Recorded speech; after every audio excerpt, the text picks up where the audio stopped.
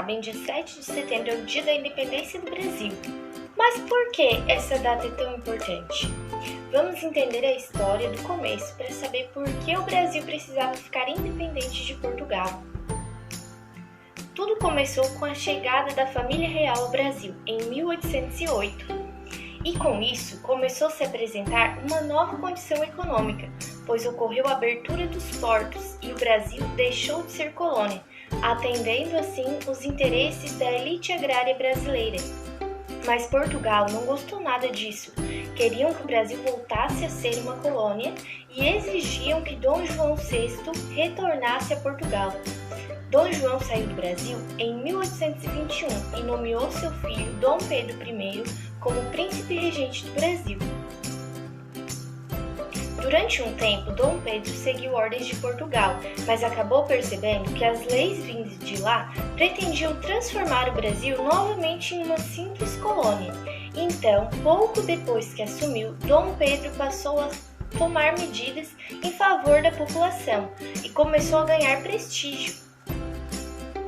Mas essas ações desagradaram muito as cortes de Portugal, que exigiam que o príncipe retornasse para Portugal e entregasse o Brasil ao controle deles.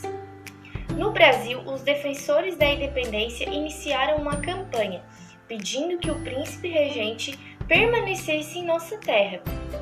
Os grandes fazendeiros e comerciantes ficaram com medo de o Brasil ser novamente dominado por Portugal, voltando a ser uma simples colônia. E passaram a defender Dom Pedro e incentivavam ele a ser um líder da independência brasileira.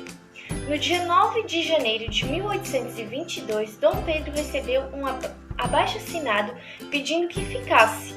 Ele atendeu o desejo do povo, declarando: "Como é para o bem de todos e felicidade geral da nação, diga ao povo que eu fico."